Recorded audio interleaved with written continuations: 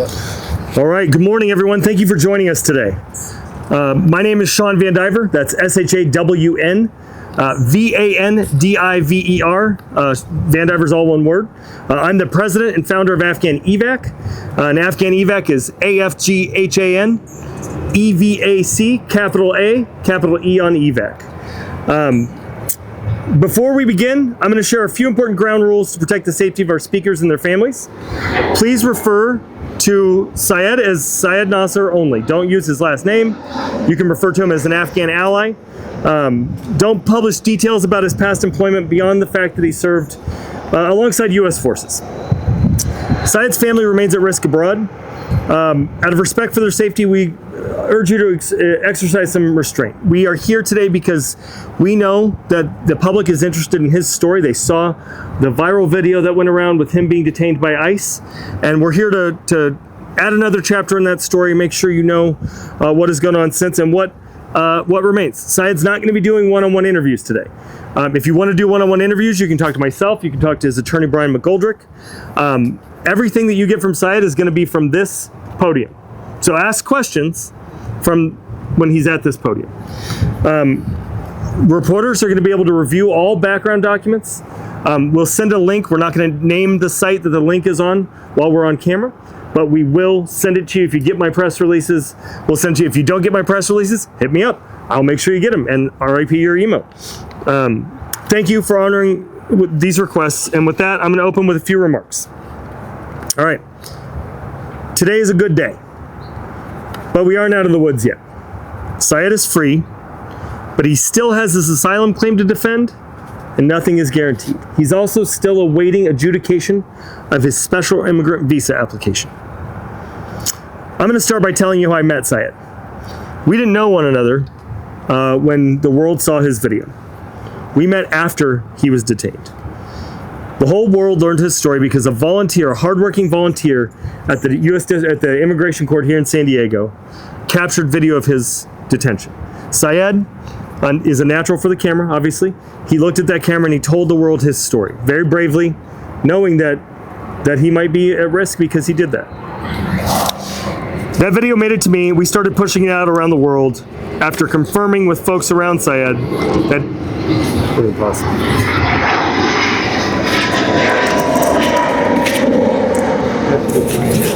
pesky planes.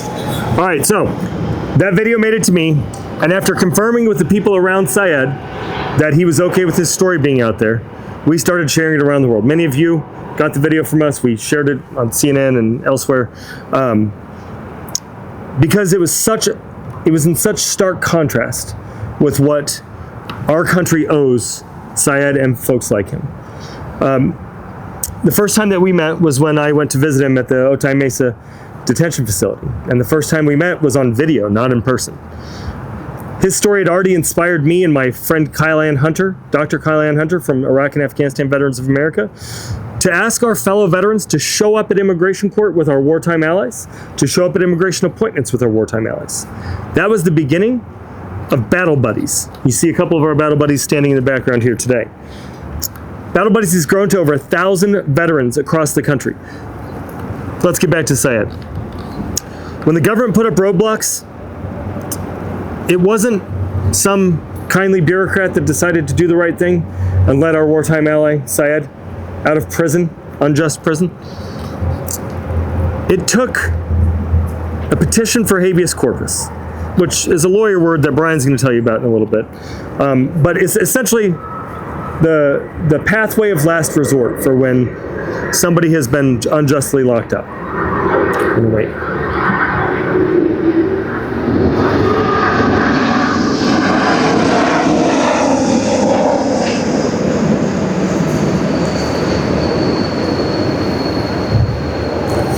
So for years, AfghanEvac has worked in collaboration with government, hand in hand, solving problems around the table. But something recently has changed back in January. And when all relocation operations stopped, all cooperation with Homeland Security stopped, all cooperation with the State Department stopped for our wartime allies, the government stopped cooperating. And it's so important in this case that we note that it wasn't cooperation. It wasn't some kindly bureaucrat who decided to do the right thing in Syed's case. It took the judicial system. It took a petition of habeas corpus, which Brian will tell you about in a little bit, but it's essentially the pathway of last resort. The government has not cooperated at any turn in Syed's case. They've not been our partners. What worked here and what's working in other cases that we're seeing around the country was that petition for a writ of habeas corpus. Immigration attorneys around the country are learning that this is the way, and Brian's going to talk a little bit more about that. My message to you is this.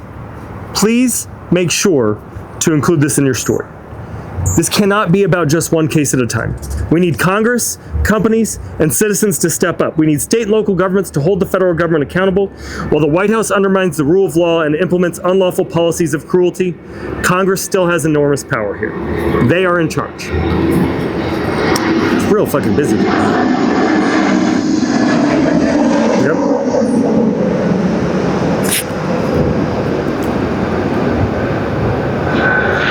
So, while the White House undermines the rule of law and implements unlawful policies of cruelty, Congress still has enormous power here. They are in charge. They're Article 1. They need to remember that they're a co-equal branch with checks and balances on the executive. And Congressman Scott Peters has submitted a video for today's press conference as well, which will be in the package that you all get. He couldn't be here because he's trying to reopen the government. Companies and titans of industry depend on immigrant labor to keep our economy running and growing. They cannot stand by while government dysfunction continues to betray those who stood with us. We need them to publicly take a stand, partner with us, fund AfghanEvac, Battle Buddies, resettlement agencies, or refugee serving or legal services organizations, helping the very same immigrants or refugees they depend on. And consumers, everyday citizens, have a role to play in demanding better. We mustn't let a punitive and vengeful administration cow us into silence. We have to speak out and be willing to stand up for those who cannot use their own voices.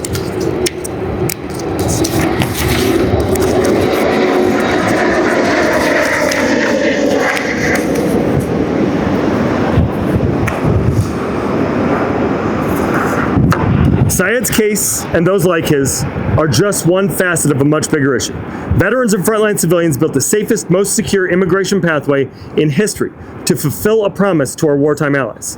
On day one, the administration ended Afghan relocation operations, they ended Enduring Welcome, they ended the U.S. Refugee Admissions Program, and encouraged other countries to backtrack from their own refugee protections. Meanwhile, there are Afghans stuck in Afghanistan, in Pakistan, in Qatar, and in 90 countries around the world waiting for us to keep our promise. We owe Syed, and thousands like him, better than this. Now, I'd like to turn to Brian McGoldrick, the attorney representing Syed in this case. Brian? You said not to hold that. Don't hold it. Okay. Good morning, everybody. I'm Brian McGoldrick. I'm an attorney here in San Diego. I have been Syed's attorney, and I've been representing him and literally hundreds of other Afghans that didn't make it in the airlift in 2021 and had to somehow get themselves to South America, trek through South and Central America, wait in Mexico for a CBP-1 appointment, and then finally get paroled into the United States. That's exactly what Syed did. He waited in Mexico for his appointment.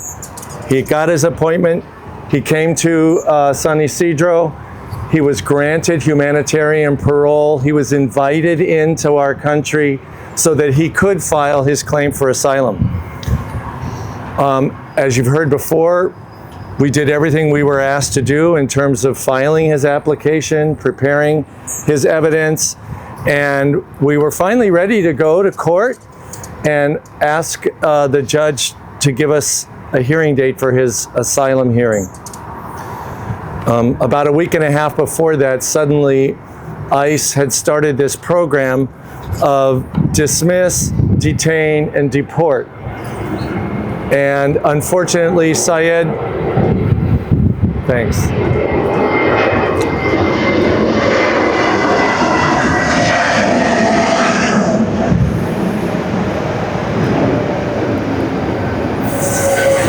So unfortunately, Syed was one of the people that day that was selected for this new program. They didn't really, I don't think, take a look at his case. They didn't care who he was. They just saw that he'd been here less than 2 years, and they thought he was ripe to be thrown into expedited removal and quickly thrown out of the country. The judge that day actually set us for a hearing for his immigration case. His case should have been heard on September 15th. But instead, the government made their motion to dismiss. We opposed the motion. But in any event, when we walked out the door, there was ICE, and you've all seen that video. It was, I think, devastating for Syed to be put in detention. It was really, really difficult to stand there and watch my client get detained and just be helpless to stop it. As Sean mentioned, there were volunteers there, and God bless those volunteers, because if those volunteers hadn't been there documenting what was happening in the hallways, nobody would know who Syed is, nobody would know what happened. But the video went viral. Some local news people came to my office and put me on camera, and the story exploded. And that was really a great thing, because people from around the country really came out and wanted to help with Syed and try to get him out of detention. Congressional aides called. 2 Congress people actually went to visit Syed while he was in detention. But unfortunately, ICE was recalcitrant. They were not going to let him out. And so our only option was to make this request for a petition for habeas corpus. It took a few months for it to wend its way through the court.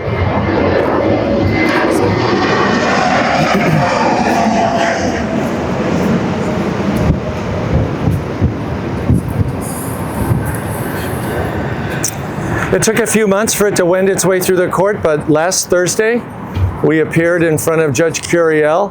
He had lots of questions for the government. He had a few questions for me, and he said, well, I'll take this under submission and I'll have an order for you in 24 hours. That was a long 24 hours for everybody. And at about 10 o'clock on Friday morning, I was sitting at my desk and my phone buzzed. I'd gotten an email and I looked, and there was the order of release for Syed. We made plans that day to meet Syed as he was released. Finally, that night at about 9:45, he was released by CoreCivic. And here he is. And we've been celebrating ever since, really. But the fight is not over. As Sean said, we still need to present his application for asylum. His case will be moved back to the immigration court in San Diego, where we'll get a new judge. We'll have another master calendar, and hopefully we'll be set for an asylum hearing. And hopefully in a few months, Syed will be granted asylum, and this part of his saga will be over. I don't think we could have gotten as far as we've gotten without all of your help and the help of everybody that's going to see this story. So one last time, I want to thank all of you for paying attention to this case. Syed's is not the only case. I have another habeas petition for another Afghan that was detained just making a delivery at Camp Pendleton.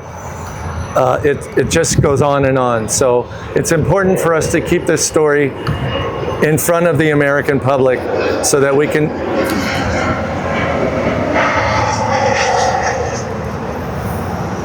It's important for us to keep this story in front of the American public so that we can finally come to some resolution about these kinds of detentions.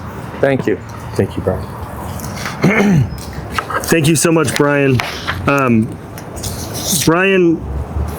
Brian reminded me that I forgot to do a bunch of thank yous earlier. Obviously, I want to say thank you to Syed for being so brave to share his story, and to Syed's brother Hassan, to Syed's entire family. This is a big deal, right? This is a big deal that they've been willing to share this this story. I want to say thank you so much to so many of the detention resist volunteers, the other volunteers that are hanging out at the court every day. I want to say thank you to every single Battle Buddy volunteer, those that showed up here today, and the people that have been around the country. I want to say thank you to Congressman Scott Peters and Congresswoman Sarah Jacobs, both of whom have been extraordinary. They visited Syed, but Brian was right. The administration didn't care what they had to say.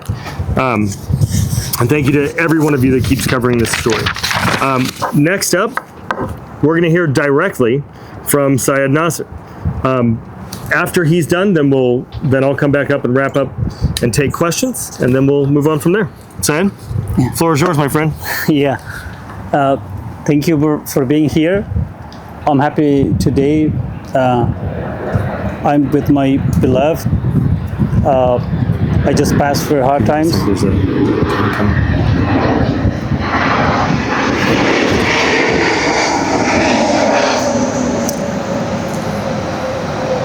Uh, 100 days. I was in detention center. These 100 days were my hardest days of my life. Especially the time when they transferred me to the detention center from downtown San Diego. So they changed my clothes, and it was hard for me to wear a prisoner uniform. And I thought that it was very hard for me to imagine that I'm gonna wear a prison uniform. And when I was in detention center, I thought that the time is stopped. One day was equal like a month for me, and like freedom was like a wish for me.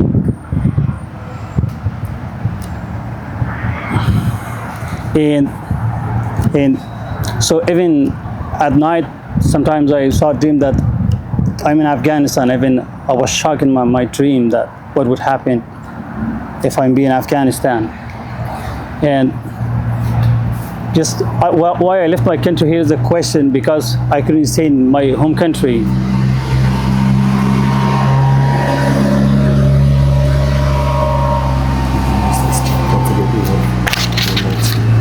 If you want, from the hardest better. Okay. Should I start it again? No. You're good. From the hardest better. I just want to make sure you know you have your notes if you need them. Oh. So at the first, it was very hard for me to be in detention. It was unbelievable for me, and it was hard to accept that I'm in detention. But finally, when I met other detainees, then I believe that I'm in detention center. So what I was trying to kill my time as much as I can, and I had a lot of friends in detention center.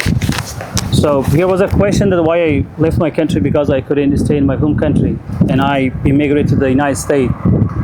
And I never expected that I would be detained in the United States of America. Give this a second to the phone.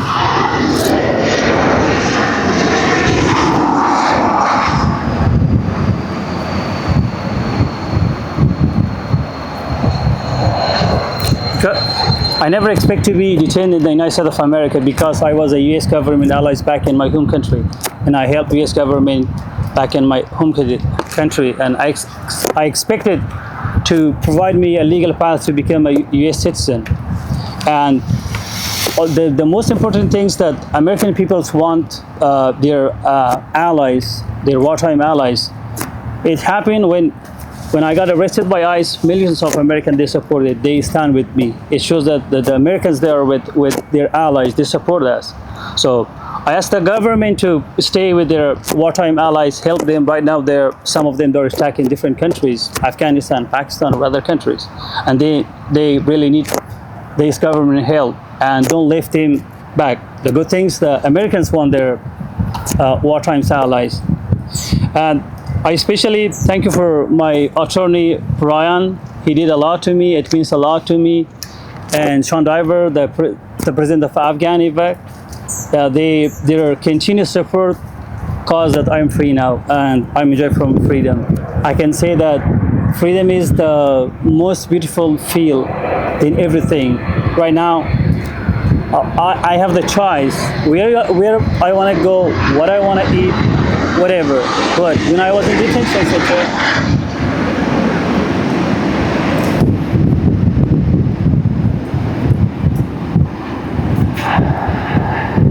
in detention center, I had to follow the rules, regulation, and the orders that we received. Thank you. I'm so happy that I'm free. Thank you. Thanks for coming. Thanks for having me. Thank you. Okay, let's get back over here. All right, folks. Thank you to all of our speakers. Thank you to the members of the press who joined us today. A reminder, please honor the ground rules we laid out at the start, and now we're happy to take a few questions. Go ahead. My question's for Syed. Do you still want to be an American citizen after what this government has done to you? And if so, why do you want to live in the United States? Come over here. Yeah.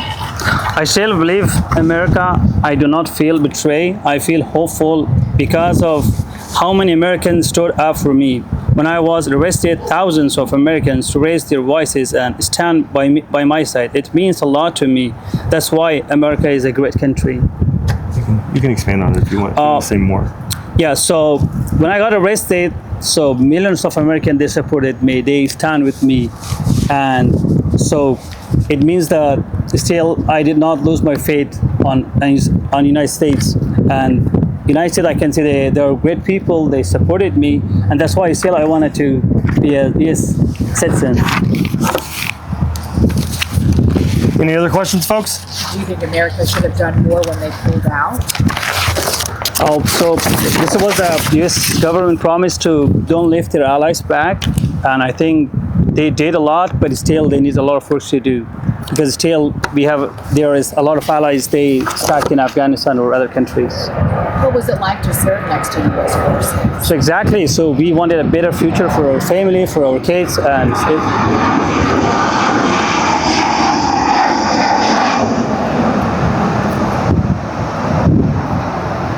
it was clear for Afghans that the U.S. troop came to help us to bring peace and stability in Afghanistan.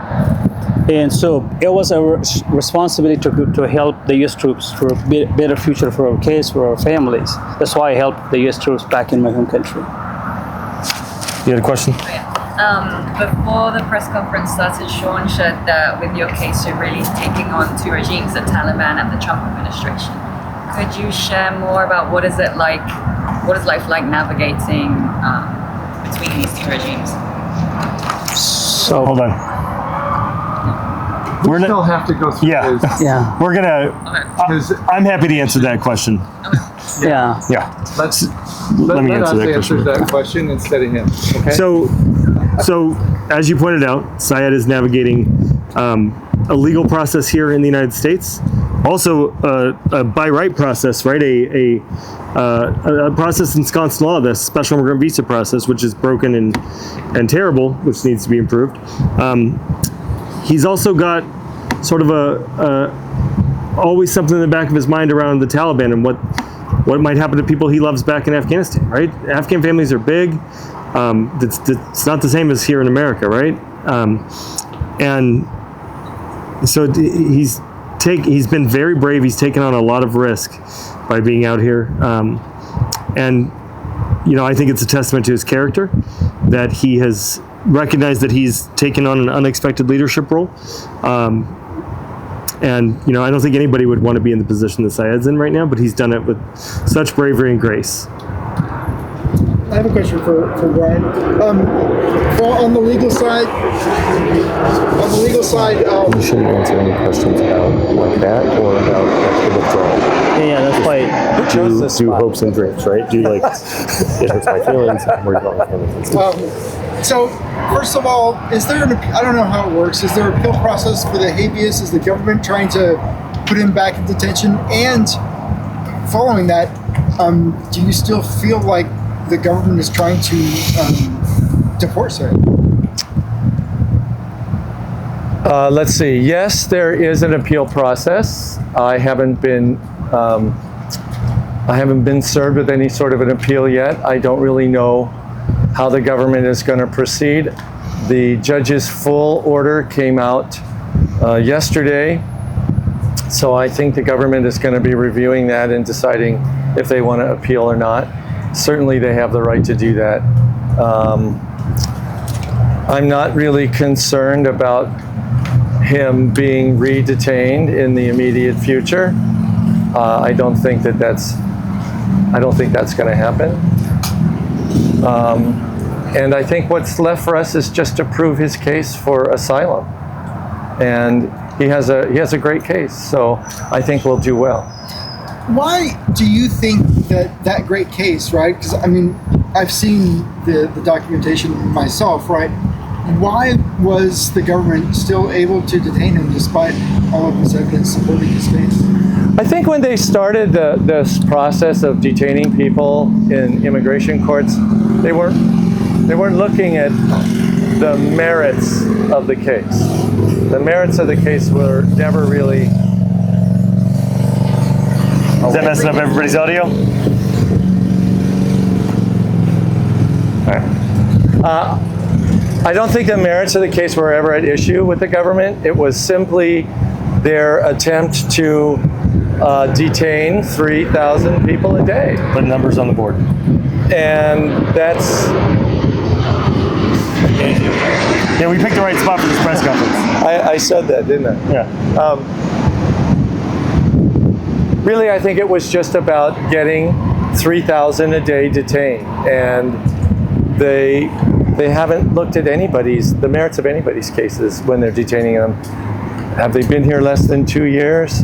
And were they here alone? Then they were ripe for this dismiss, detain, and deport process. Fortunately, right now, because of a ruling in the DC District Court, they're actually not detaining people at the courts right now while they appeal that ruling, but they are putting people in ankle monitors so that if they win their appeal, they'll know right where everyone is. But so that there's a little bit of progress going on.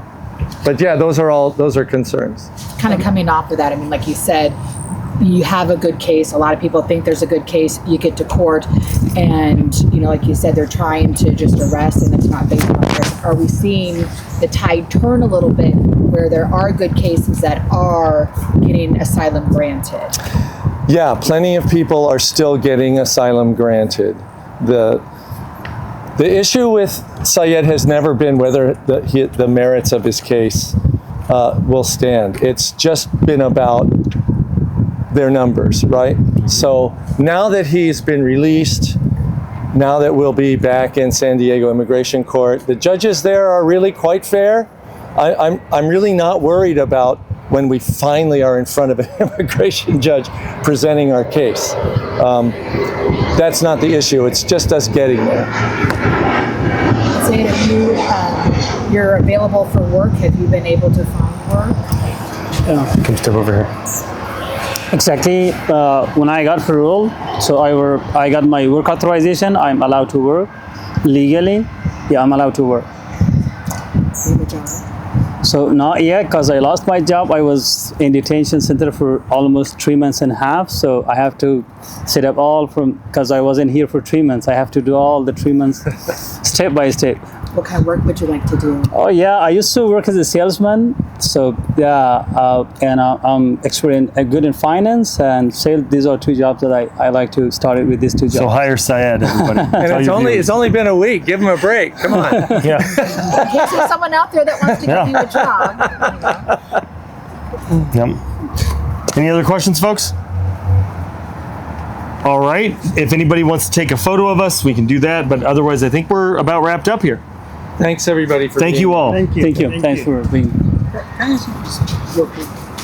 Oh, and if you want to do one-on-one interviews, Syed is not on the table, but Brian and I are. You can talk to any of the battle buddies that want to talk to you. You can talk to my child if you want. He's over there.